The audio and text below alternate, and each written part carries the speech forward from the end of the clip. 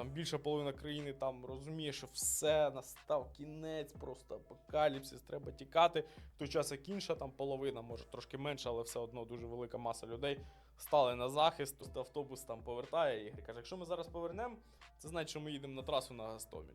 І якраз ми повертаємо, ми такі о! Отак от.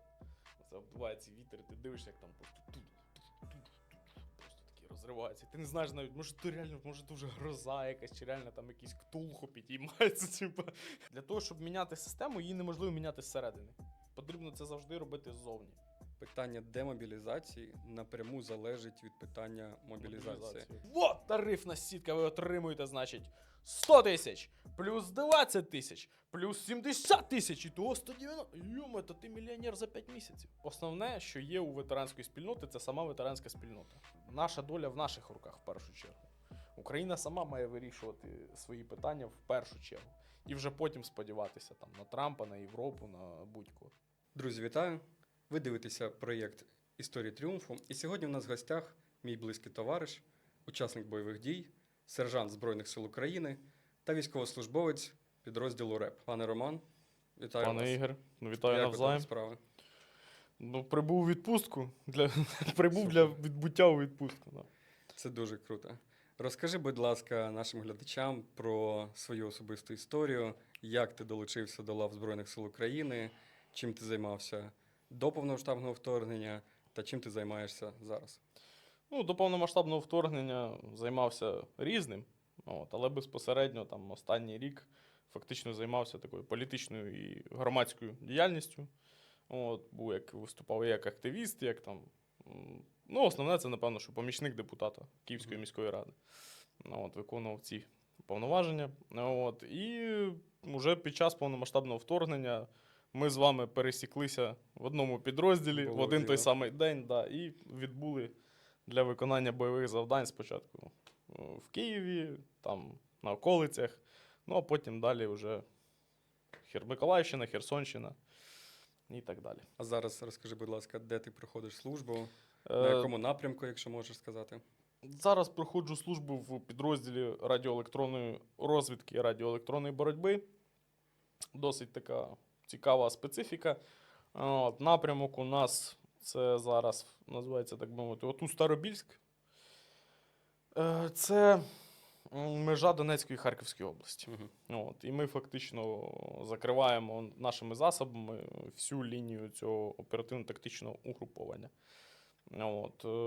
Виконуємо завдання із виявлення там, безпілотних літальних апаратів, комплексів, із подавлення і так далі. Скажи, будь ласка, підтвердь або спростуй інформацію, що радіоелектронна боротьба, як явище, вона дуже сильно змінилася, якщо порівнювати, наприклад, з повномасштабним вторгненням, з 22-м роком, навіть з 23-м, я думаю. Як служба взагалі відчувається в 22-му і в 24-му? Я маю на увазі щодо появи дронів, літальних апаратів, БПЛА, засобів РЕП, як просто тієї структури або явища, без якої неможливо обійтися у сучасній війні. Ну, так точно. Я не скажу за 22-й рік, тому що в 22-му році я жодним чином не був долучений до РЕП-систем. Я вам скажу, що РЕП міняється за той період служби, скільки я навіть займаюся цією специфікою, і міняється він постійно. І зараз він, так би мовити, намагається наздогнати розвиток якраз таки безпілотних літальних апаратів. РЕП, зараз став ключовою такою ділянкою розвитку Збройних сил, тому що, власне, через розвиток безпілотних систем, які в більшості своїй працюють на певних частотах, а значить їх можна глушити. Тобто, якщо, в принципі, раніше РЕП це була більше історія про подавлення там, засобів зв'язку, засобів навігації і так далі, тобто це залишало там, певним чином ворога там, сліпим, можливо, або глухим, але все одно там функціонуючим. То зараз РЕП виконує важливу функцію навіть в подавленні, власне, ударних засобів, тому що зараз безліч ударних дронів, які виконують безпосередньо ураження наших позицій, і так само наші дрони ураження противника. Тому так, РЕП – це зараз фактично те, що рятує життя, здоров'я військовослужбовців. Але, знову ж таки, поки що він нас доганяє, можливо, через декілька років навпаки вже дронам доведеться наздоганяти цю сферу діяльності. Скажи, будь ласка, таке питання щодо українського виробництва та іноземного. Чи є зараз якась така своєрідна залежність від іноземних зразків В озброєння? ребі? Так, саме в ребі. Чи, Я не знаю. можливо, наші українські зразки озброєння показують зараз? Я думаю, що якщо ми беремо якісь великі такі глобальні історії, да, там якісь потужні супер там реби, можливо, є якась певна залежність, але насправді абсолютна більшість систем, з якими ми зіштовхуємося, це українське виробництво. Абсолютна більшість. Тобто в цій сфері ми зараз дуже сильно розвинулися. І ми все ще позаду росіян, в принципі, але ми дуже сильно просунулися в цій сфері. І я думаю, що Україна зможе повністю закривати свої потреби в ребі самостійно, якщо цьому буде наділена достатня увага. Як фахівець у сфері ребу, Я так не скажу, що я фахівець у сфері ребу. як військовослужбовець підрозділу ребу, що ти можеш сказати про засоби радіоелектронної боротьби ворога? Ну, ми якраз таки ребівці, ми з ними не мало зіштовхуємося, але їх більше однозначно, вони потужніші, і це в основному в росіян, це в основному державне виробництво, тобто це їхній безпосередньо оборонно-промисловий комплекс. Все замовляється через Міністерство оборони. В порівнянні з нашим, у нас це зазвичай якраз таки повністю приватна сфера. Військовослужбовці дуже багато чого купляють самі. Дуже багато чого знаходиться, кошти там донорів, місцеві адміністрації допомагають і так далі. Тобто реп державний, його, ну, як я, за моїм досвідом, його набагато менше. У росіян це в основному все суто науково-технічний розвиток їхньої армії. Я думаю, що так це можна описати. Зрозуміло. Я пропоную про донорів, організацій, спонсорів поговорити трошки згодом.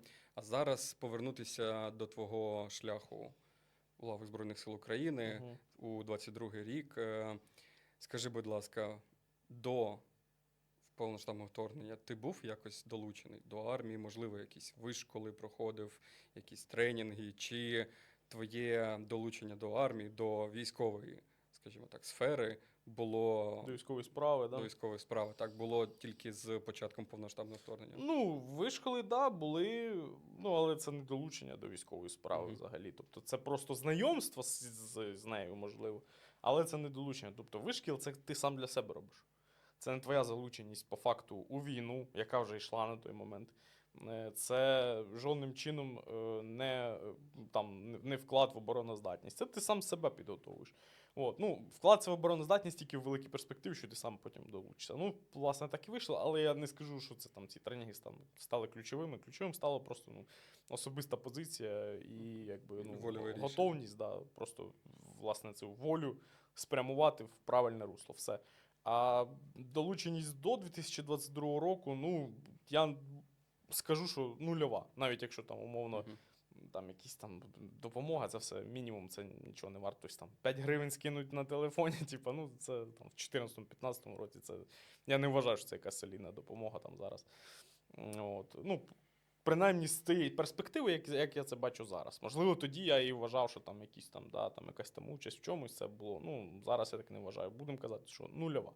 От в 22-му році почалася служба. Як служба? Я прийшов добровольцем і все, і пішов.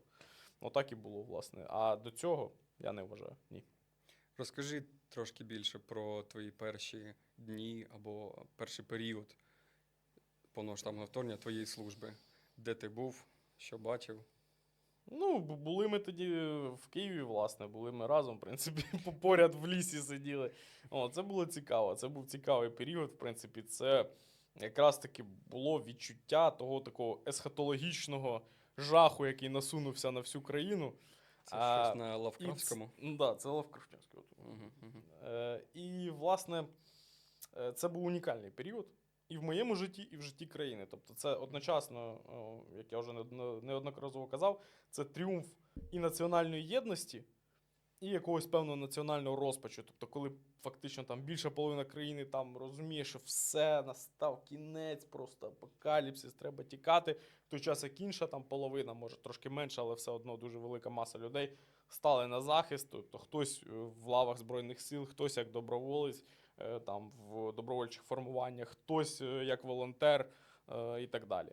Тобто всі ці люди, вони просто врятували країну в той момент, і, власне, коли вона просто стояла на грані прірви, ну, а як ми знаємо, ну, на грані прірви це завжди дуже цікаво. От. Ну, тобто ти таким чином підтверджуєш те, що є 3 позиції на страх або на кризу, так?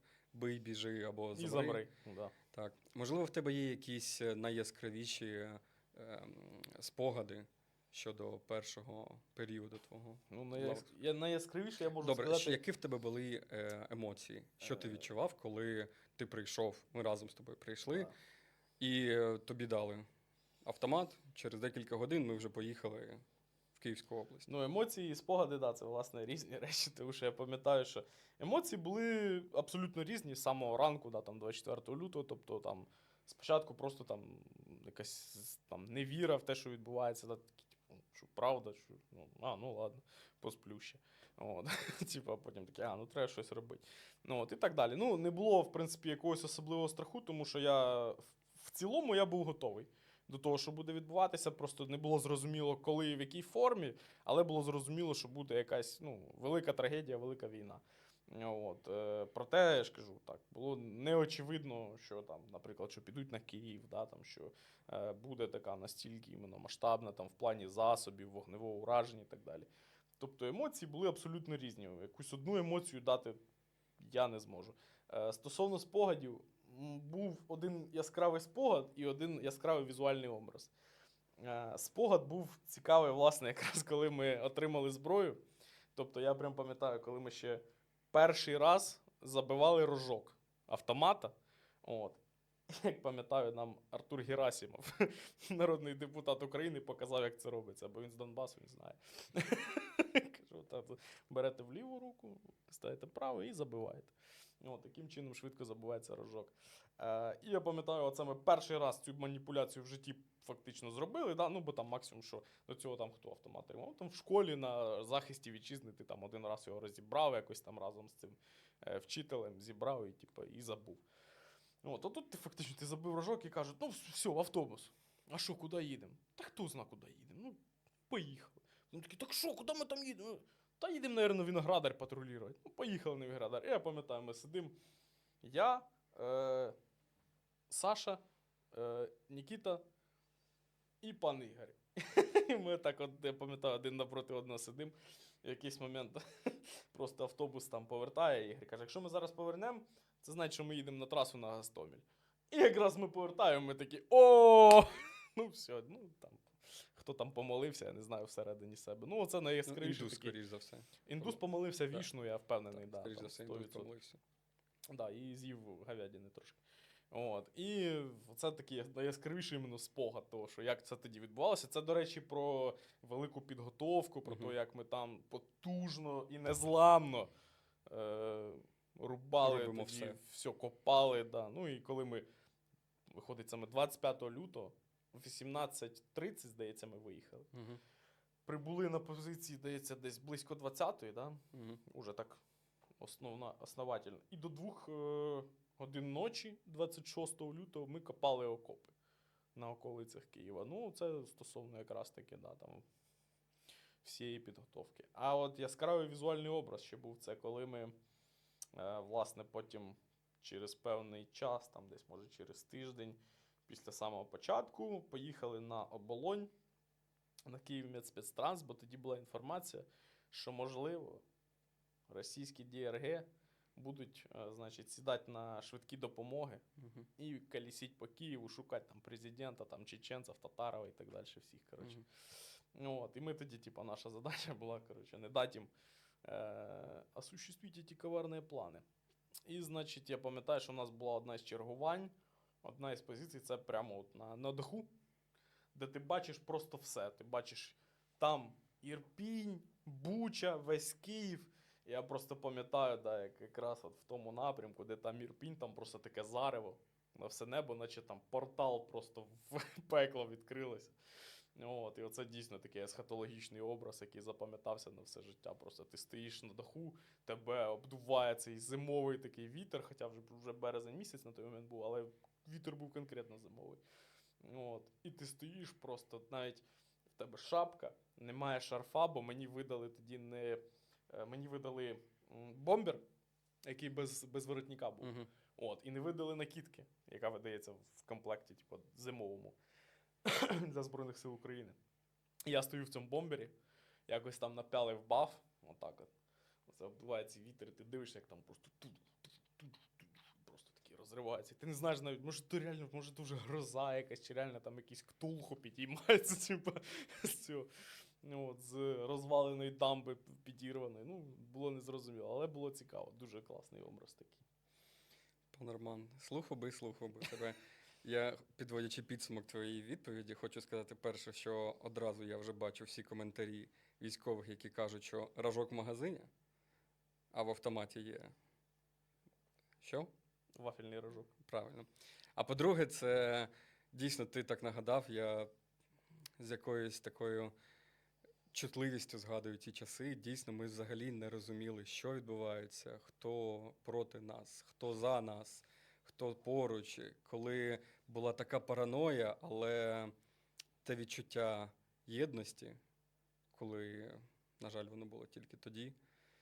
Але те відчуття єдності, воно ніколи не забудеться. Відчуття єдності було однозначне, і причому, да, дуже багато було реально проблем, знову ж таки, і це знову ж про підготовку, там про все. Не було фактично засобів зв'язку нормальних. Реально, по факту, справа, зліва, ти навіть не знаєш, який Так, ні хто підрозділ, ніхто, нічого. Хто йде на тебе, хто підходить ззаду, з ким ти спілкуєшся взагалі. Приходять якісь люди, щось хочуть, ти взагалі не знаєш. Ну, тут махновщина. От. І при цьому все одно було відчуття, що ти принаймні відчуваєш, що це свої, не свої, і ви якось рухаєтеся в одному боці. Але насправді це факт, це привело до дуже багатьох трагедій.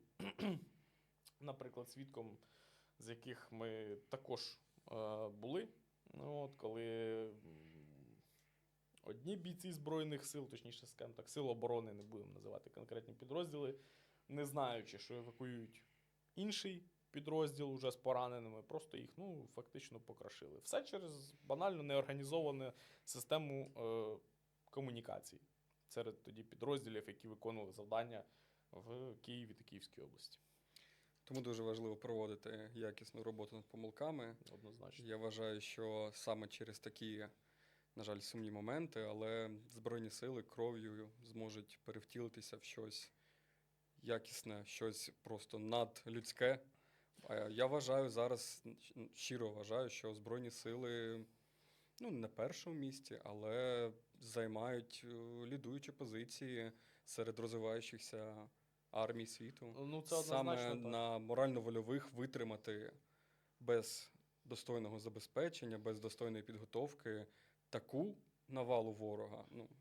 Це було якесь чудо. Тут потрібно уточнити важливий момент. Вони розвиваються зараз, Так. поки це фактично мобілізована армія. Мобілізована не в сенсі там бусифікована чи ще щось, а в тому Ми сенсі, ще що повернемося люди до цього. зібралися в певний час разом, абсолютно, і привнесли свої якісь навички, досвід, уміння, таланти і так далі. І тому вона дійсно розвивається, це факт. Питання в іншому, це не стратегічний підхід. Це ми тактично вижили. І поки ми зараз розвиваємося. Питання інше, що буде, коли частина з цих людей демобілізується? Хто буде міняти цю систему? Для того, щоб міняти систему, її неможливо міняти зсередини. Потрібно це завжди робити ззовні. Ти не можеш в системі. Ти прекрасно розумієш, про що я кажу. Як ти можеш взагалі щось змінити в системі, коли ти її частина, ти її вінтик. Як казав один великий цей. Вже померли. Да, уже. Дякую. От. Служби Божій. Так точно. І ти не можеш просто змінити її, тому що ти всередині з нею знаходишся, ти працюєш по її правилам. Ти просто функціонуєш за тими нормативними документами, за тими усталеними зв'язками і традиціями, які вже є в цій системі. Тобто для того, щоб її змінити, з неї потрібно вийти. З неї потрібно вийти тим людям, які її знають. Для цього, знову ж таки, їм потрібно якось демобілізуватися. Коли вони демобілізуються, хто буде тримати цю систему? Ту, що вже склалася на даний момент. Це питання, на які досі немає жодних стратегічних відповідей. Оце мене єдине, що мене турбує. Тому що розвиток, я згоден, він зараз є. Але я не бачу його перспектив. І це трагедія. Я думаю, щодо питання демобілізації, дуже важливо розуміти, що питання демобілізації напряму залежить від питання мобілізації. однозначно. І навпаки, це є обернено пропорційні терміни. Точно. Тому що без якісних термінів Без демобілізації, чітко визначених, так. без чіткого розуміння, наскільки людина піде в Збройні Сили, не буде і якісної мобілізації. Те, що зараз відбувається, могло бути краще. Це, Воно м'яко було кажучи. зобов'язано бути краще. Якраз таки повертаючися до того початку всіх подій, я скажу однозначно свою думку, яку я не змінюю з того періоду. Я тоді це побачив, що це сталося. І за 3 роки нічого не змінилося. Було прийнято чітке політичне рішення, що 1 мільйон людей, які одномоментно з'явилися в армії, яка до того була не більше там 250 тисяч по факту, будуть тащити на своєму горбу цю війну до самого кінця. Просто вважали чомусь, що вона закінчиться набагато швидше. Питань нема. Але за ці 3 роки не було напрацьовано механізмів того, як дійсно покращити ситуацію з кадрами в Збройних силах. Я кажу і про кваліфікацію кадрів, і про поповнення, і про звільнення, заміну, ротації і так далі. Цього просто немає. І це все через чітке політичне рішення в самому початку. Є 1 мільйон, вони будуть йти до кінця. Всі інші можуть відпочивати, бо така політична кон'юнктура була на той момент, яка вона зараз, я вже навіть не хочу думати, якщо чесно. Але рішення досі не змінне. Тобто оці всі намагання якось там покращити цю мобілізацію, вони не приводять ні до чого хорошого по тій простій причині, що ці рішення не йдуть до кінця. Це все якісь напівміри. Ми напів покараємо, напів заохотимо, напів забезпечимо, напів гарантуємо і так далі. Це не працює. Як ти вважаєш, які б стимули, можливо, або навпаки негативні мотиваційні інструменти ти би ввів, якби в тебе така була можливість? І чи є сенс вводити якісь додаткові пільги для демобілізації після, ну тобто для ветеранів? Чи, можливо, ти чув нещодавно, Київська міська рада затвердила, що тим, хто мобілізується по контракту, є одноразова грошова допомога в розмірі 50 тисяч Да, гривень. збільшили. Ну. Як ти вважаєш, чи є це дієвим способом, чи, можливо, навпаки, потрібно тільки батагом і заганяти? Що ти думаєш з цього приводу? Однозначно, це дієвий спосіб, тому що у нас є банально приклад нашого ворога. Ну, у них була тільки оця там часткова мобілізація, де вони заявляли про 300 тисяч, можливо, там трошки більше по факту зібрали, можливо, трошки менше. Ми цими даними не володіємо. Але чим ми володіємо однозначно, це те, що в них на даний момент працює система контрактів. Вони дійсно законтрактовують своїх бійців великими грошима.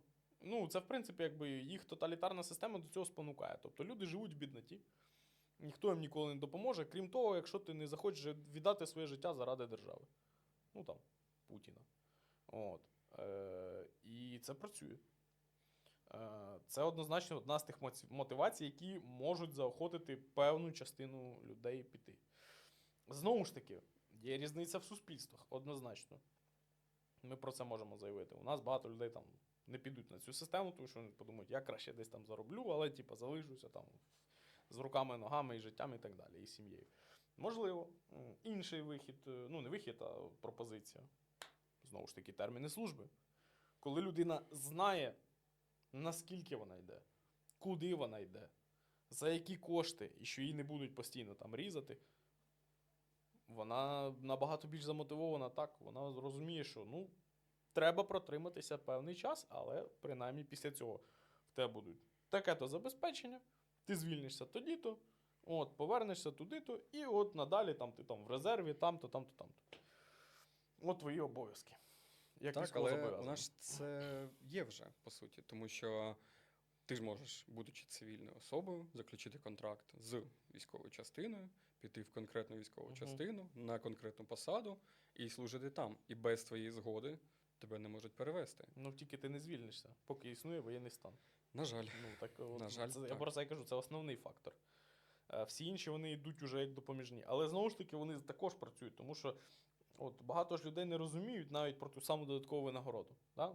В Збройних силах України і взагалі в силах оборони України, не тільки в Збройних силах України. Навіть поліція отримує додаткову Важливий винагороду. момент, перепрошую, що перебиваю. Поясни, будь ласка, що таке додаткова винагорода, бо це ми з тобою розуміємо, а наші глядачі, скоріш за все, ні. Так.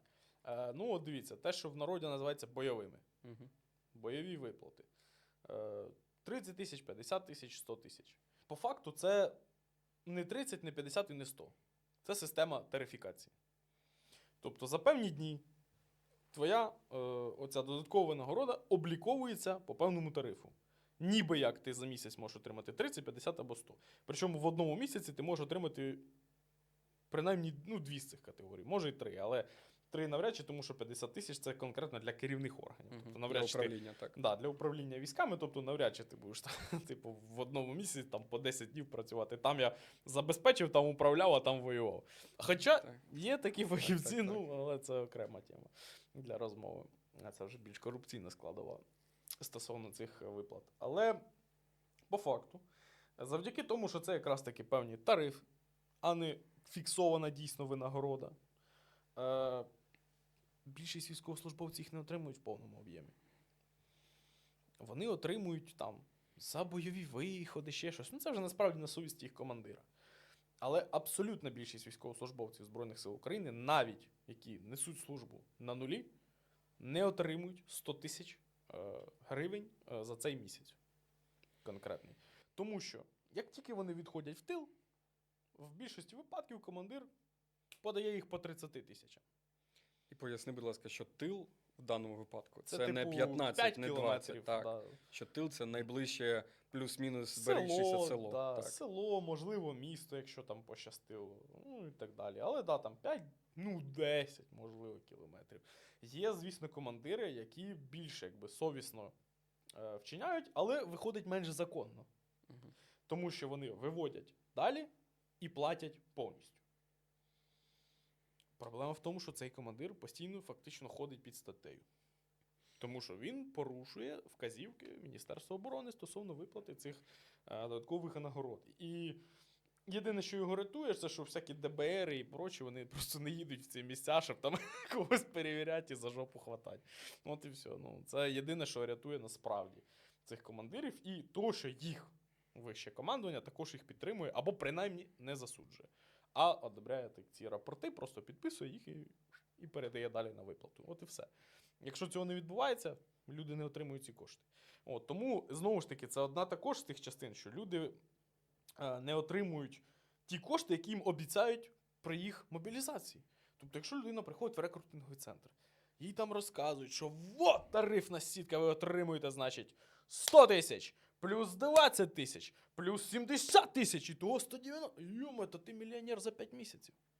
Дружок, ти прийшов в правильне місце, а потім виходить, що ти отримав вже не 200, а 70 якимось чином всього там, да, і щось виявляється, що і за колеса на машині ти заплатиш, і бензом заправиш, і їжу собі купиш, і стельки, і дрова, і то, і сі-посі, і від того в тебе залишається там якихось там 30-40 тисяч на місяць, і то половину ти там відправиш сім'ї, якщо в тебе сім'янин. Ну, і от виходить вам все соціальне забезпечення.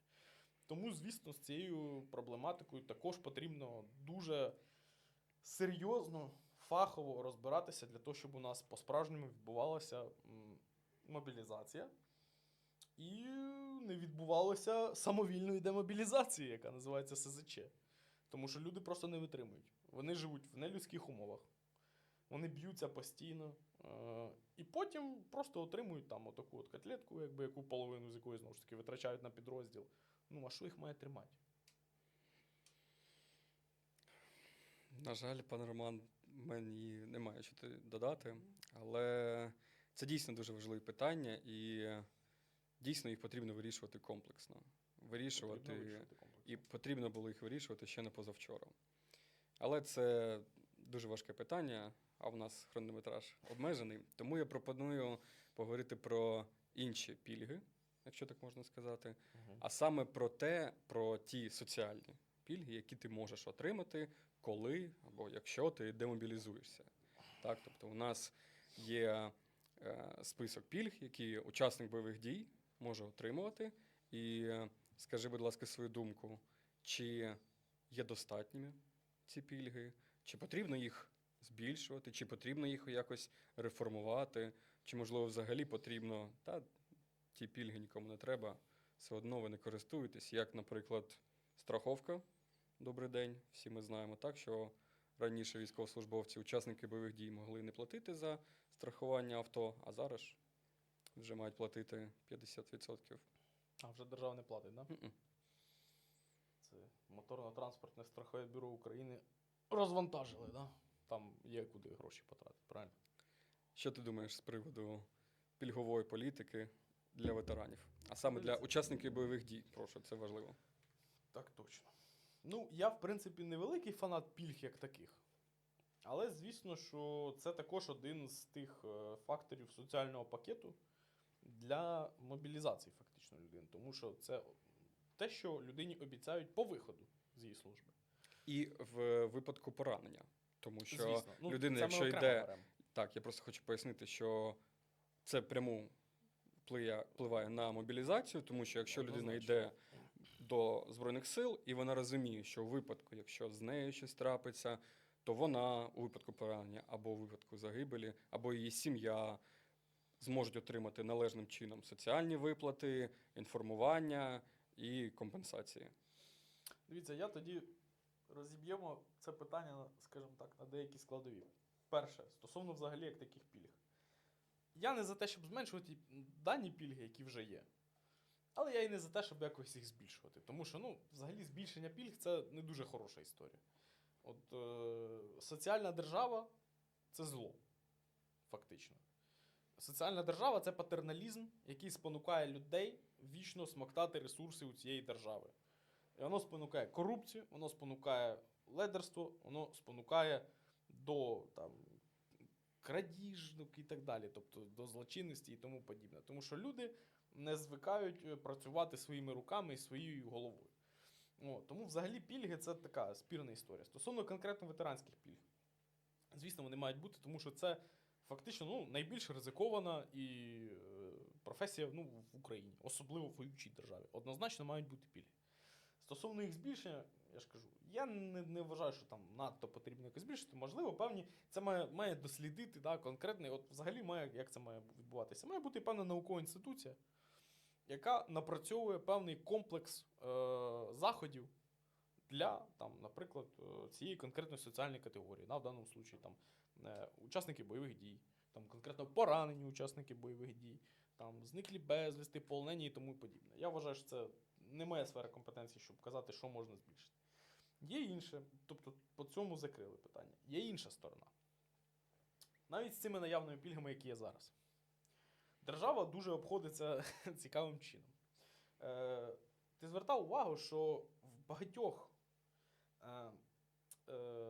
закладах державних, де тобі можуть надати, наприклад, якісь адміністративні послуги, освітні і так далі, замість УБД в тебе вимагають форму 6.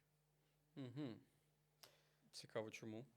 А я тобі поясню, чому. Тому що у учасників бойових дій УБД у них є. Якщо вони його просто не пролюбили. А що ж з формою 6? А форма 6 – це підстава для отримання УБД. І, відповідно, на руки вона апріорі не має видаватися військовослужбовцю. Тобто, що відбувається з формою 6? Форма 6 – це довідка, яку видає орган військового управління, в якому проходив службу саме бойову, конкретно військовослужбовець. Так, наприклад, ОТУ, або бригада. От ми в цій бригаді отримали певні форми 6, але не на руки. Вони відправляються в ту частину, де ти служиш. Якщо в цій же бригаді, то вона просто спускає на батальйон. І цей батальйон на вас, завдяки цим формам 6, робить подання на отримання статусу учасника бойових дій. Все. На цьому твоя форма 6 для тебе закінчується. В основному більшість військовослужбовців її навіть в очі не бачили. Але що відбувається? Прийдеш ти, наприклад, в будь-який з київських ЦНАПів для отримання якоїсь пільги, оформлення якихось документів, де по статусу учасника бойових дій тобі щось там положено, як скажуть в народі. Ти приходиш туди і тобі кажуть, от вам список документів, паспорт, код, та-та-та. і форма 6. Військовослужбовець або там ветеран дивиться, а що таке форма 6? Ви що, не знаєте, що таке форма 6? А як ви взагалі служили, як ви воювали і т.д. і т.п. Він ще вислухає за це. А він її в очі не бачив. І отримати її, знову ж таки, у нього навіть підстав немає. Ну, прийдеш ти в свою строєву, скажеш, мені треба форма 6. Кажуть, а губьошку ти закатай, солдат. Все, на цьому все закінчиться. І ти не отримаєш ту послугу, яку ти мав би отримати по закону. Бо там прописано, що учасникам бойових дій корочка УБД в тебе є, форми 6 в тебе нема. По закону має працювати оце, вимагають в тебе оце. Чому так? Ну, для того, щоб ти це не отримав. От така от політика оцього штучного зменшення пільг бюрократичним методом, от оце дійсно зло. Це, по-перше, знову ж таки, множення паперів, це просто висотування нервів, коли людина бігає і не розуміє, що від неї вимагають, бо вона це в очі не бачила. От. І просто в якийсь момент більше ж як поступить? Все. Ну, бо він заїбався бігати по цим ЦНАПам і так далі. Отака проблематика. Мені здається, це проблематика загалом підходить до всіх пільг або до ветеранської політики, тому що ветерани або військовослужбовці, учасники бойових дій, вони взагалом не знають, які пільги в них є. Бо їм про це не розповідають. Звісно, це Бо це, головне їх напевно, не комусь інформувати, невигідно. да, щоб вони ними не користувалися. І тоді все буде добре. У держави все прекрасно. УБД видані. Видані. Користуються? Ну, не користуються. Так можна і забрати, в принципі. Що? Наші їм ті пільги. Все одно не ходять, нічого не питають навіть.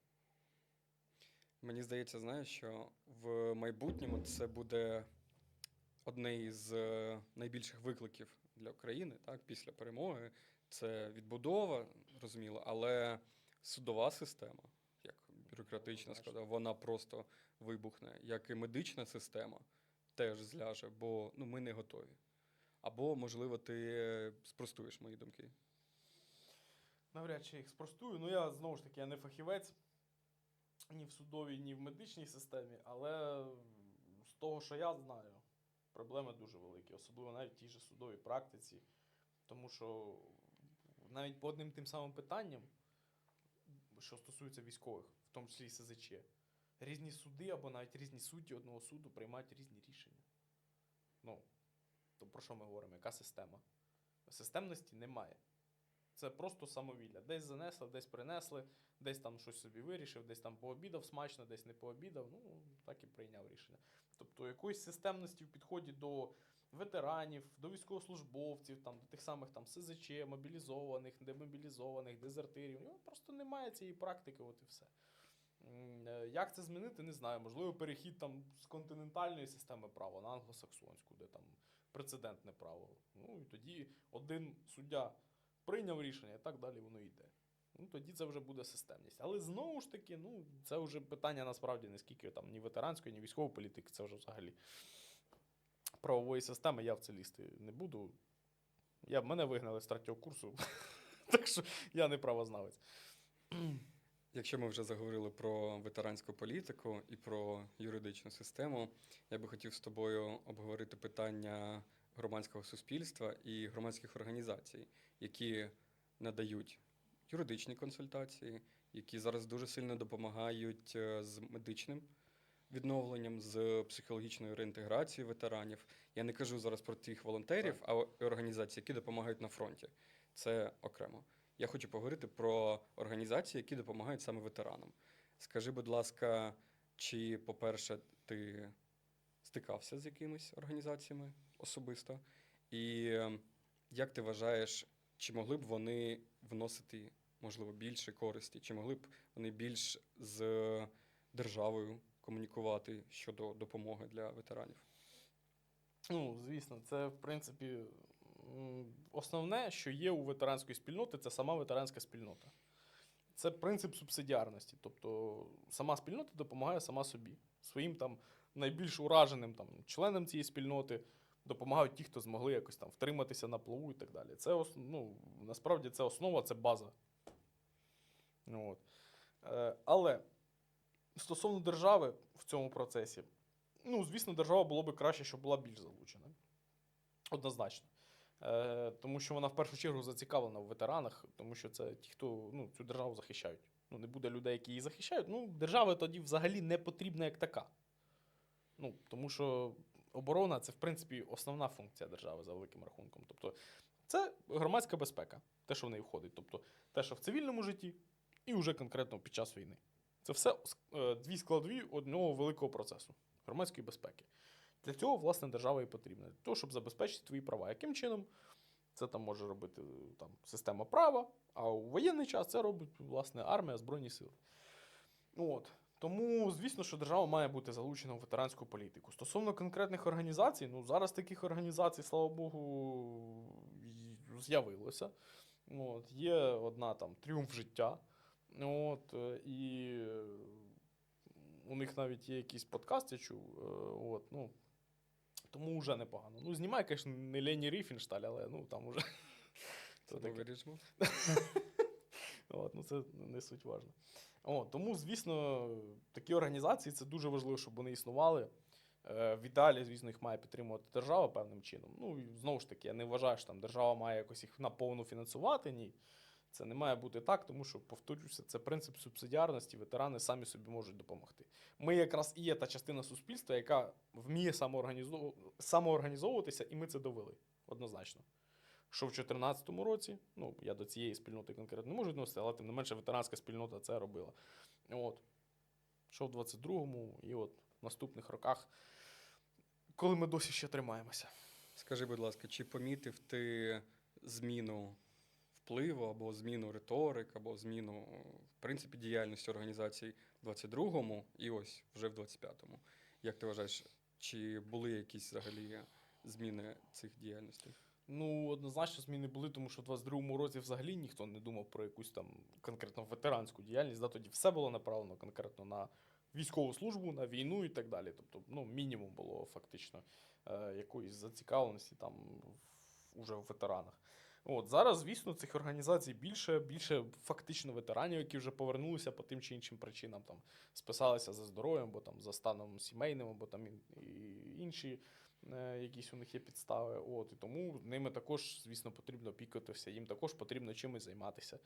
Тому що є велика проблема, знову ж таки, з соціальною, з психологічною реінтеграцією, з фізичною реабілітацією. Це всі проблеми, з якими ми зіштовхнемося дуже масово, дуже жорстко. От, і держава однозначно їх не зможе вирішити сама. Тому однозначно ці організації потрібні, і їх діяльність змінилася, звичайно. Так, тому що в 22-му році просто ще армія тільки формувалася, фактично, тобто в порівнянні з тим, що зараз є. І тоді, як таких ветеранів, не так-то багато було, хто ходив там просто по вулицям, ветеран. Тоді більшість були з них ще військовослужбовцями діючими. От, зараз їх, звісно, більше, і вони вже потихеньку організовуються. Ну і, звісно, організовуються і ті, хто ще зараз служать, але вже готуються якось до того життя, яке їх чекає у випадку демобілізації, якщо, слава Богу, доживуть. Обговорюючи питання громадських організацій, так, ветеранських спільнот, скажи, будь ласка, нещодавно був такий хайп на тему фінансування, американської допомоги, USAID. Скажи свої думки щодо цього. Ну, щодо чого конкретно? Самого USAID, чи то, що припинили їм фінансування, чи... Ну, про те, що почали з'являтися якісь пункти фінансування USAID, які там не зовсім підходили до їх діяльності, наприклад, якісь там ЛГБТшні трансгендерні операції і так далі. Комікси в Гватемалі і такого плану. Гватемалі! Давай так, комікси, да. Як ти ставишся до того, що зараз на 90 днів Америка призупинила фінансування проєктів через USAID, проєктів в Україні, позитивно чи негативно, чи не все так однозначно? Ну, я нормально ставлюся, скоріше позитивно, тому що дійсно потрібно, принаймні час від часу взагалі такі грантові організації потрібно перевіряти, це просто факт. Ну, тобто, очевидно, що коли люди там сидять роками, це, в принципі, насправді та сама бюрократія, що і у нас, тільки якби більшого масштабу і, скажімо так, можливо, ідеологічно так більш забарвлена в веселкові кольори, ніж у нас. Але по факту, звісно, ці організації також мають бути якось перевіреними, особливо, коли приходить нова влада. Це очевидно. Це в будь-якій взагалі, в принципі, державі так відбувається певним чином. Тобто, де змінюється курс, особливо не просто влада, да, а курс конкретно держави, однозначно буде перевірятися все, що могло якось сприяти попередньому курсу. Це нормально. Стосовно конкретно підтримки України, так мене особисто не дуже цікавлять там якісь підтримки громадянського суспільства, тому що громадянське суспільство зараз на війні. Від USAID і що на війну йде? Покажіть мені, які програми. Я не бачив особисто. Все, що йде на війну, воно йде досі. Йшло, принаймні. А далі, що там буде прийматися, я не знаю. А всі ці грантові історії, нехай почекають трошки, може навчаться самі заробляти, я ж не знаю. Хто його знає. Тобто твоя думка щодо того, що, можливо, USAID взагалі закриють, або якось реформують, або взагалі припинять фінансування саме громадянського суспільства в Україні з Америки, ти вважаєш, що А як вони нічого... взагалі можуть фінансувати громадянське суспільство в Україні? Я ж кажу, вони його формували, чи що, я не розумію. Громадянське суспільство в Україні, я ж кажу, це люди, які воюють. По великому рахунку. Воно там і сформувалося. Тому якісь його інтереси можуть захищати ті, хто, власне, і воювали, і воюють досі. Або принаймні допомагають. Я не кажу буквально, там на нулі знаходяться. Є люди, які беруть участь як волонтери, як благодійники і так далі. Оці люди, вони є громадянське суспільство України. Я не знаю, які там грантові програми вони отримують. Можливо, отримують. Я по грантам особисто не отримував якусь допомоги військової. Не знаю.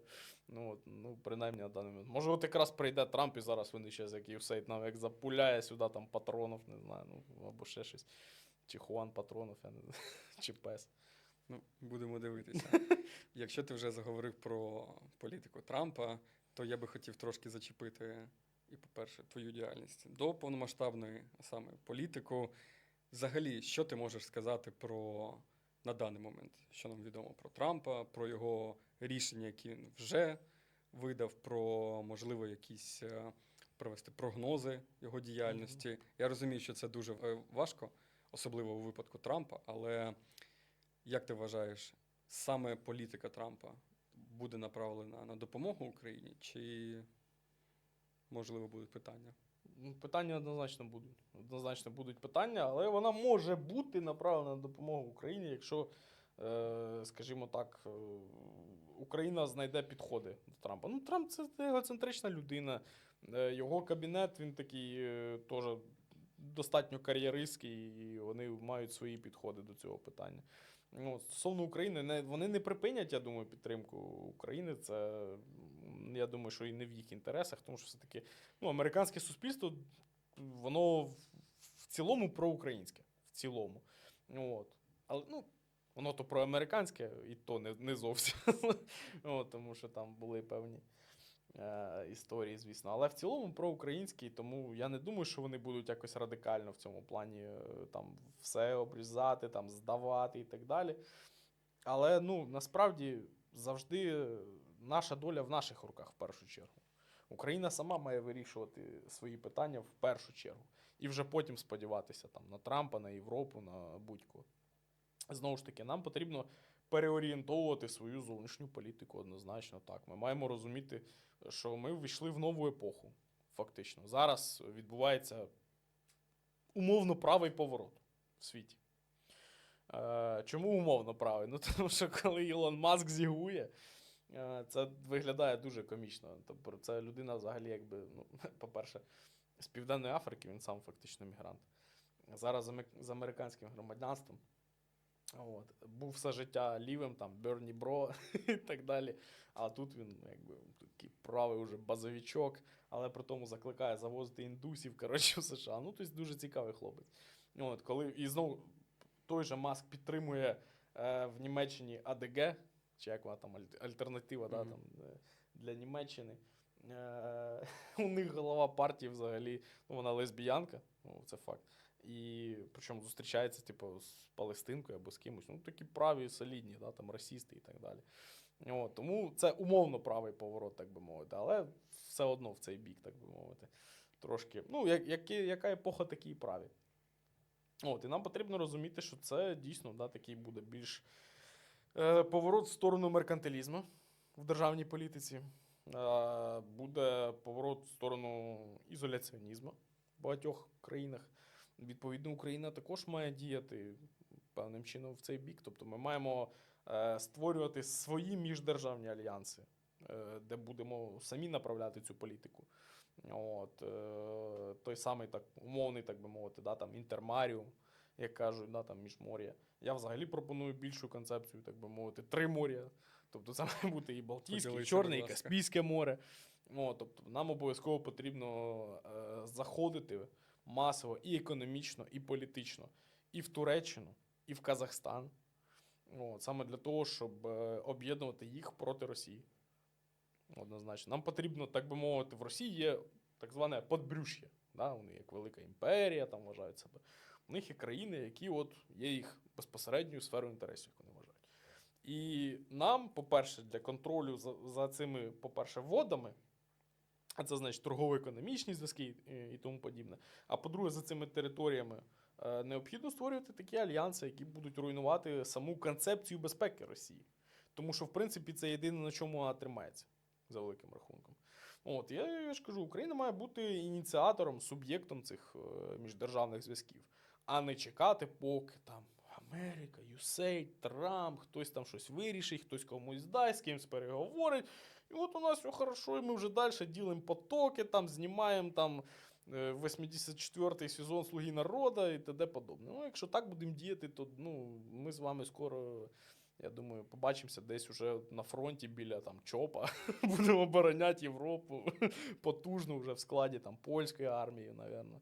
Ну, або вже навпаки штурмувати ЧОП в складі російської, я не знаю, ну, побачимо. Ну, тобто ти не віриш про те, що Трамп прийде, порядок наведе? Взагалі ніхто порядок не наведе, поки ми самі його собі в голові не наведемо, принаймні. Але, ну, це шанс. Це шанс, тому що це людина імпульсивна і з достатньою силою волі, щоб щось міняти, так би мовити. Чувак все життя грає, так би мовити, на межі. Постійно. Що в фінансовій сфері, що в політичній. Це люди, які можуть щось змінювати. Він може як змінити все проти нас, так, в принципі, може змінити все на користь нас. Якщо так складуться обставини, і так будемо діяти ми, відповідно. В принципі, шанс на це є. Чи буде так? Я не знаю. Ну, я не вважаю, що за нинішньої конфігурації військово-політичної влади це може відбутися. Погоджуюсь з тобою, пане Роман. Я вважаю, що взагалі дуже важливо для людей доводити те, що міжнародне середовище безпеки, членом якого Україна є, воно більше про глобалізацію, так? Тобто це глобальний ландшафт безпеки, і, як і ти вже сказав, і Казахстан нам може стати. Це глобальна ілюзія безпеки на даний момент. Чому ти так вважаєш? Ну, тому що я вважаю, що зараз вся, так би мовити, безпекова, всі ці угоди тримаються на тому, що просто великі країни в свій час такі, типу, ну, ми ж не будемо нападати один одного. Ну, на що нам треба? Ну, не треба. Ну, не ескалюйте, все, дякую. Це просто ілюзія безпеки. Це та ситуація, коли, ну, знаєте, якщо брати якісь там ліві ідеї, типу, от навіщо нам кордони, навіщо нам все це? Це приблизно така історія. Тобто глобалізація – це завжди про те, що одні люди відмовляються від своєї сили, в той час, як деякі там ресентиментарні, обіжені уроди цю силу накопичують. От і все. Це просто ілюзія. Більше ніякої глобальної безпеки не існує. Так, але ж все одно ти не можеш повністю спростовувати наявність військових союзів, наявність союзників. А як вони працюють? Які у Хотілося них б, є щоб гарантії? більш якісно. Вони не працюють як такі. Ну, я не бачу жодного, на даний момент, я не бачу жодного підтвердження того, що хоч якийсь безпековий союз із серйозних працює. Ну, от система там, взагалі навіть безпекова система там Європи і, так би мовити, там міжатлантичного світу, вона ж не тільки на НАТО тримається, там ціла низка організацій, причому в які входять фактично одні й ті самі країни по декілька разів, ну, от вона нібито забезпечує цю безпеку, починаючи з ОБСЄ і закінчуючи вже аж НАТО. Ну, от ми пробачили діяльність всіх цих організацій від ОБСЄ до НАТО. Результат? На обличчя. Да. Окей. Тільки не на обличчя. Да? Окей, скажи, будь ласка, пряме питання. Як ти вважаєш, чи потрібно Україні вступати в НАТО? Ну, якщо така можливість є, потрібно. Мгм. Якщо нема, відповідно, Наступне відповідно питання. нема. Якби Україна була в НАТО до повноштабного вторгнення, чи було б воно і в такому масштабі? Ну, скоріше за все, ні, не було би. Але це якраз і є питання функціонування НАТО. Воно не зробило цього кроку. Тобто, ну, якби воно зробило цей крок, воно би і продемонструвало свою суб'єктність. Але вона цього не зробила. Тобто нам важливо до наступної війни вступити в НАТО. Або створити такі союзи, які можуть забезпечити це поза НАТО. Так, ти казав про Казахстан, про Туреччину. Кого Ну, ще в союз додаємо?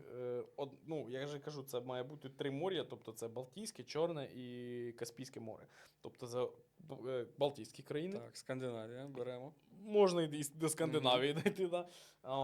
Балтійські країни, Польща, Україна, Туреччина, Казахстан. Ну, можливо, знову ж таки, якщо менші, там Молдова може також в цей союз війти, якщо вони будуть згодні брати участь у військовій кампанії, яку буде вести цей союз в наступні роки. Але в першу чергу, пане Роман, я думаю, нам потрібно надіятися виключно на себе. Ну, однозначно, І на тільки на свій себе. ВПК, на свою економіку, на своїх людей. І на свою фахову дипломатію, знову ж таки, нам потрібно дуже сильно працювати в цю сторону. Ми маємо ці міждержавні союзи, повторююся, ініціювати. Ми маємо діяти на дипломатичному фронті, мають діяти і спецслужби. Ми маємо бути зараз на всіх фронтах. Ми маємо, якщо потрібно, знищувати чи фізично, чи репутаційно ворожих для нас політиків і в Європі, і в США. Ми маємо зараз бути суб'єктом процесів. І коли цього не буде нічого, не буде ніякої ні перемоги, ні взагалі нічого. Україна має вийти на ринг. Але базисом для цього всього має бути що? Мобілізоване населення. Однозначно. Не в плані мобілізоване в Збройних В армію, силах, да. а мобілізоване Навколо однієї мети, навколо нації, національної Саме так. ідеї. Саме так. Як ти вважаєш, які б ти зробив кроки для того, аби більш привести цивільну частину населення в тонус або більш мобілізувати саме для допомоги Збройним силам? Адже зараз неможливо не погодитися, що спустя майже 3 роки вже суспільство трошки вигоріло, втомилося, багато людей Ну, може, дуже не трошки. Я вважаю, що втратили. воно сильно вигоріло. Що потрібно робити з цим? Які б кроки ти зробив, щоб людей знову реанімувати? Я не знаю, ми дуже багато упустили в цьому плані. Як я вже сказав, на початку просто було прийнято абсолютно деструктивне політичне рішення, яке таким чином і розслабило суспільство, а зараз воно зневірене. Тому я не знаю, як його реанімувати зараз прямо під час війни, чесно. Я не уявляю собі, що можна зробити. Мені важко уявити. Або мобілізувати їх всіх в армію, просто щоб вони самі зрозуміли, що там відбувається. Або я не знаю. Зараз дуже важко якісь кроки зробити серйозні. Знову ж таки, перше, що я казав, так, це потрібно в першу чергу мобілізація в армії, однозначно. Як мінімум, люди, які вже там знаходяться, вони зацікавлені в цій системі, як мінімум. Більшість з них. Хтось, звісно, там може захоче втекти і так далі. Більше людей, більше їхніх родин. Більше їхніх родин, там, більше їхніх знайомих і так далі. Уже це. Принаймні, адекватна мобілізація до Збройних сил – це, принаймні, частина, знову ж таки, загальної мобілізації суспільства. Мобілізація економіки. Має бути чіткий план для підприємств, що вони мають давати для військової економіки. Далі медійна робота. Однозначно, зараз все має бути направлено на те, що де пролягає фронт, чому йому важко, що потрібно для цього зробити. Тобто, знову ж таки, той самий там телемарафон, якби він функціонував, він би мав кожного дня пояснювати людям, який потрібно робити вклад кожному громадянину для того, щоб ця війна закінчилася нашою перемогою якомога швидше. А не просто розказувати, там, що от ми скоро переможемо, або навпаки там руки заламувати, все, нас всіх уб'ють, зґвалтують, там, поріжуть і так далі. Тобто, це такі крайнощі, які не мають взагалі існувати в військовій інформаційній політиці, як на мене. От, кожного дня має громадянину чітко доноситися інформація, що він сьогодні має зробити для перемоги. От. Так, але чи не попахує це тоталітаризмом? Попахує, але це війна. Ну, Я ж не сказав, що людей масово заганяти там в табори або ще щось. Ну я ж про це не говорю. От, я навіть не кажу про ураження в якихось правах. Зараз я чисто навіть про інформаційну політику. Хоча, до речі, воєнний стан за нашою Конституцією передбачає певне ураження в правах. Але знову ж таки, навіть в цій царині, да, наприклад, там, обмеження виїзду за кордон. Якщо я не помиляюся, має вводитися окремий закон прийматися стосовно такого обмеження під час воєнного стану. Що от там обмеження виїзду. У нас це зроблено, як завжди, каряво, незаконно, щоб це можна було потім, власне, в судах скасовувати.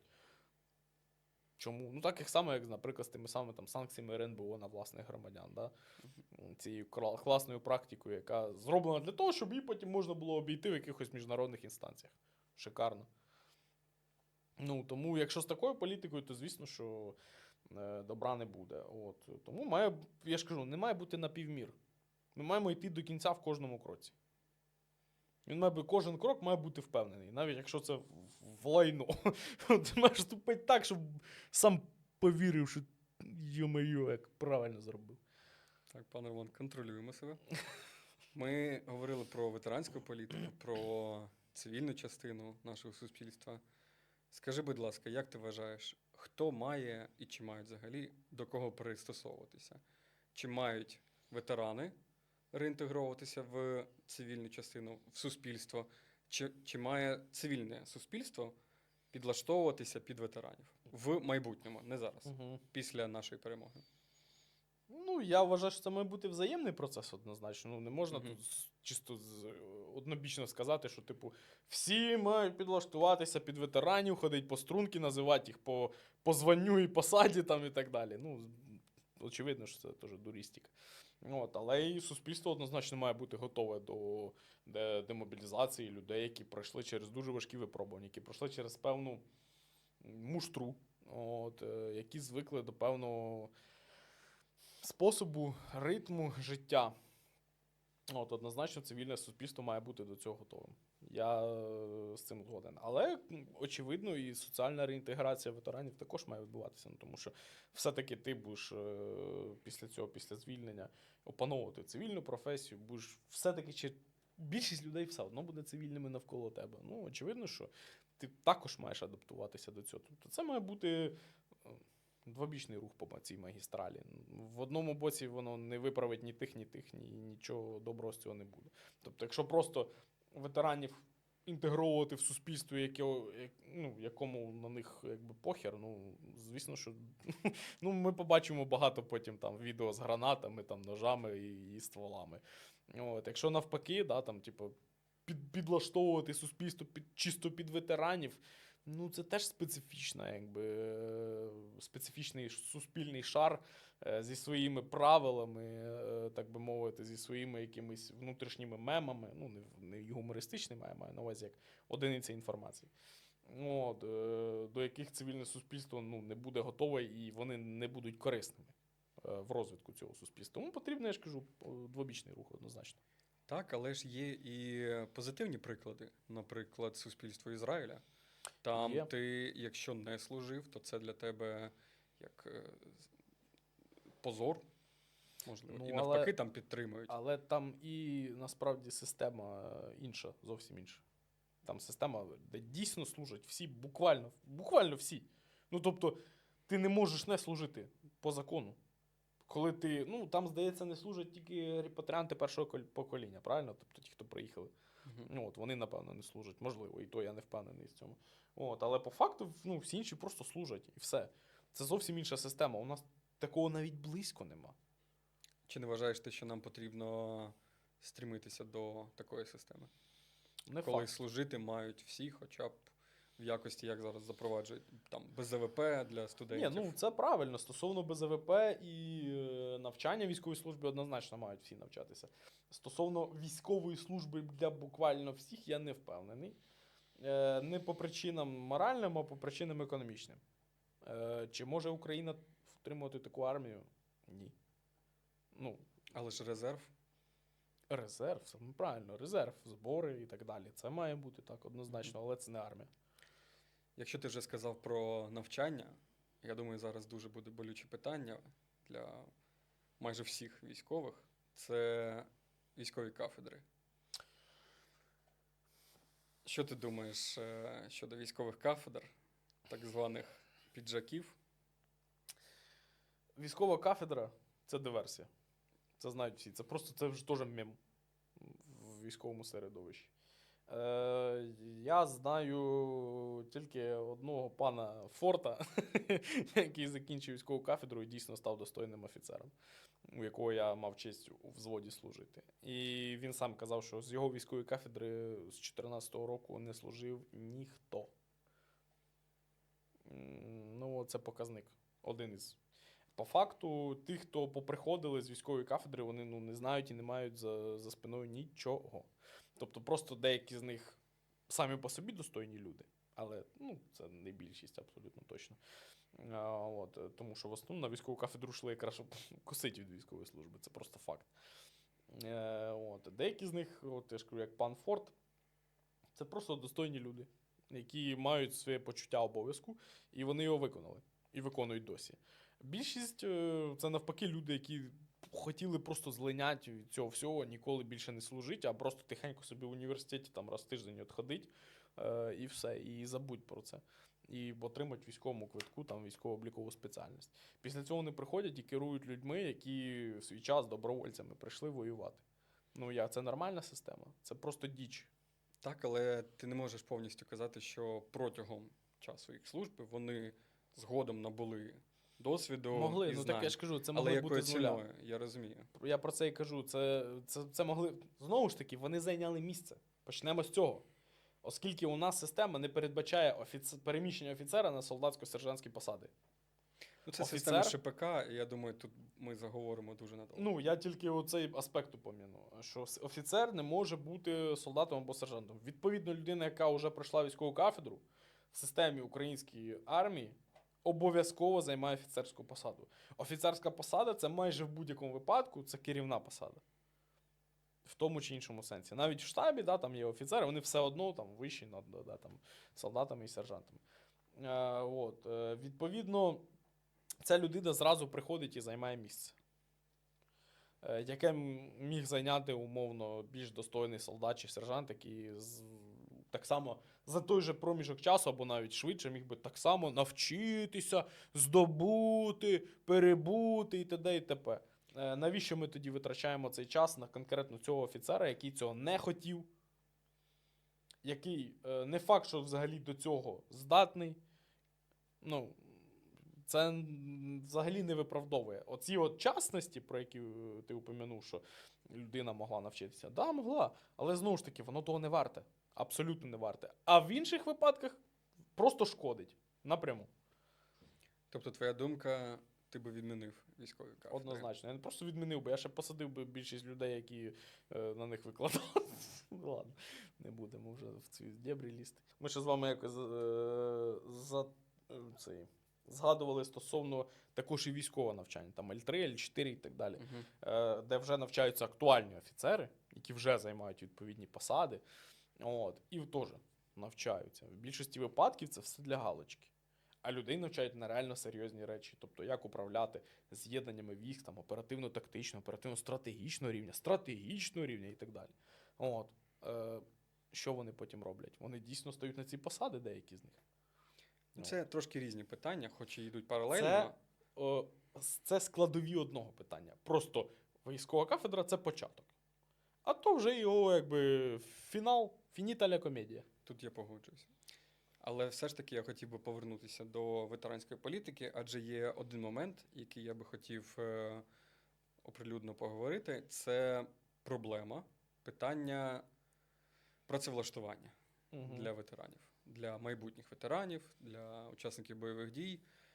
Адже спілкуючись з ветеранами ще АТО або ООС, ти міг чути історії про те, що коли вони повернулися, підходив якийсь дядечка в піджаку, пропонував їм якісь халтурки, заводики, кримінал, там віджати машинку. І це було дуже розповсюджене серед майбутніх ветеранів або ветеранів, тому що людина, яка пройшла бойові дії, яка пройшла пекло, вона, скоріш за все, але не обов'язково, не повернеться до своєї цивільної спеціальності або до роботи, з якої вона пішла в армію.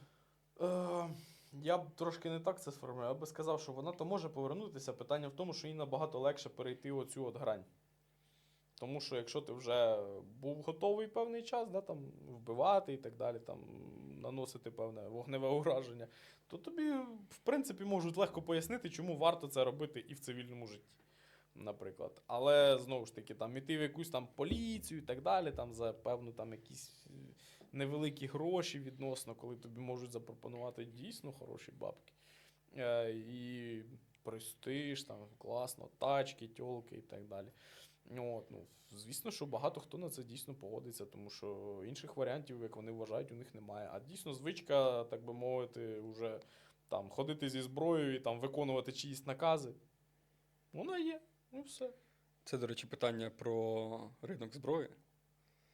Так, пан Роман, чи потрібно нам влаштовувати відкритий ринок зброї, дозволи? Однозначно потрібно. Дозволів має бути мінімум. Ринок зброї має функціонувати. Озброєне суспільство це вежливе общество. От, ну, в принципі, якщо у всіх є зброя, то і небезпеки стає набагато менше. Тобі, в принципі, можливо, і поліція не особливо потрібна. Тому що ти знаєш, що якщо ти щось не те будеш намагатися зробити в кімнаті, де у тебе є зброя, але ти знаєш, що у 4 людей також є зброя, ну, питання виникають. Чи захочеш ти щось там не дуже хороше вчудить. От, тому якраз таки ринок зброї рятує, насправді. Рятує і від незаконної зброї, тому що вона просто стає законною, і рятує від небезпеки, яка вона несе. Тому що, ну, просто коли у всіх є зброя, то люди зі зброєю не стають такими вже небезпечними. Не можу не погодитися. Хотів би ще в тебе запитати, що нещодавно було 3 роки і повномасштабного вторгнення, і 3 роки нашої з вами служби. Згадуючи себе в 22-му році, що б ти, можливо, змінив? І що ти вважаєш, що тобі змінилося? Саме коли ти тільки прийшов до Збройних сил і зараз? Чи став ти якось дивитися, можливо, на світ по-іншому після того, як ти побував в бойових діях? Ну, на світ, напевно, так. Я, можливо, і став дивитися по-іншому. Стосовно того, щоб я змінив би конкретно. Можливо, якби я тоді мав певний досвід того, що я знав тоді, можливо, я там обрав би інший підрозділ, або, можливо, я навіть взагалі не пішов би в регулярні Збройні Сили, а пішов би, наприклад, в певне добровольче формування, на кшталт там правого сектору. Тому що це одночасно і цікава робота, і важлива, але при цьому ти стаєш якби більш вільною людиною. Хоча ти не отримуєш за це відповідних коштів, але ну, ми ж не за гроші пішли якби, служити Україні. Тому, можливо, я би зробив такий вибір, не знаю. Стосовно того, що змінилося в мені і в моєму світогляді, однозначно змінилося багато. Світогляд став, можливо, навіть більш цинічним, а не більш ідеалістичним, як був. Однозначно, я став трошки більш спокійним, насправді. Здавалося б, що сказав би, що агресивнішим. Ні, насправді я навпаки набагато більш спокійно став реагувати на деякі речі. На жаль, я більш спокійно, можливо, навіть став реагувати на деяку несправедливість, звик до неї більше, тому що ну, в армії це постійна історія. Можливо, я навіть там поступився певною своєю свободою, але одночасно з цим я став її більше цінувати. Це однозначно, тому що той рівень несвободи, який на даний момент є на службі в Силах оборони України, особливо в Збройних силах України, він майже не зрівняний ні з чим в нашій державі. Тобто, ну, навіть в тюрмі в тебе є визначений термін. В Збройних силах немає. І не факт, що ти вийдеш з неї живим. Тому, звісно, я став набагато більше цінувати свою свободу. Не життя, а саме свободу. Скажи, будь ласка, чи думав ти щодо свого майбутнього, щодо майбутнього після демобілізації? можливо, своєї майбутньої діяльності? Чи плануєш ти повертатися до попередньої діяльності, до повномасштабного вторгнення? Так. Розкажи Однозначно. про свої плани. Ну, як таких планів, я не знаю, поки що важко сказати план, тому що, знову ж таки, ми не бачимо зараз конкретно, що коли може закінчитися, як це все, так би мовити, вриватися, але однозначно я буду продовжувати займатися політичною діяльністю, це однозначно. Я дуже сподіваюся, що ми з вами разом будемо займатися цією невдячною справою, будемо разом вислухувати, які ми нехороші люди і так далі, але це не так важливо, тому що головне робити свою справу і робити її якісно. От, неважливо, чи це служба в Збройних силах для України, чи це там служба в державних органах влади для України. Знову ж таки. Тому я вважаю, що дуже багато є роботи в політичній царині. Політичний ландшафт світу змінюється, і однозначно він зміниться в Україні. От. Як тільки буде умовно якесь там затища, перемир'я або, дай Боже, перемога, ми побачимо тектонічні зміни. Просто тектонічні зміни. І не брати в цьому участь, ну це гріх. Поділись своїми думками, в якому напрямку ти вважаєш будуть ці зміни. Я думаю, що ми будемо підтримувати, так би мовити, світовий тренд на більш, по-перше, на більш праву, на більш... Правий поворот? Однозначно, однозначно. Ви побачите це самі. Ну, от всі це побачать. Це по-перше. І по-друге, ну, я думаю, що ми побачимо дуже багато облич, так би мовити, героїв цієї війни, але вже в нових образах, так би мовити. Візуальних і політичних. І останнє питання. Якщо ти хочеш, якщо в тебе є бажання, ти можеш зараз сказати нашим глядачам свої думки, можливо, якусь мотивацію, настанову для тих, хто хоче, але вагається долучитися до Збройних сил, або для волонтерів, подякувати, можливо, своїй родині, близьким людям. Прошу. Дивіться, стосовно Збройних сил, панове, зараз настільки благодатний час, що ви дійсно можете вже по-справжньому вибрати, наприклад, свою частково хоча б долю в Збройних силах України. І можете обрати свій підрозділ, рід діяльності. От, зараз є купа курсів, які можна пройти для того, щоб, власне, опанувати певну спеціальність. От, і є дуже багато цікавої діяльності, в тому числі навіть там і в робототехніці, там, і в безпілотних комплексах, і в ребі, і навіть так само і в медійній площині є дуже багато чого, що потрібно зробити, в тому числі і в силах оборони України, там, і в складі там, і інформаційно-психологічних спецоперацій і так далі. Тому насправді кожен для себе може знайти тут місце. Питання в тому, що єдине, що ви маєте зробити, це реально зберегти свої переконання, зберегти свою свободу. Принаймні частково. Тобто я рекомендую вам обирати те місце, де вам можуть забезпечити розвиток і дійсно частково вашу хоча б свободу. От, це єдине, що я можу кожному з вас порекомендувати, і саме тоді ви зможете успішно долучитися і нести службу в лавах Сил оборони України.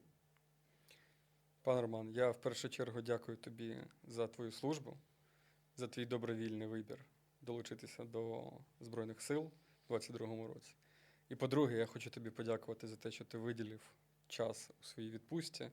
Я знаю, що таке 15 днів на рік бути у відпустці. І третє, я хочу подякувати, що ти долучився до нашого проєкту.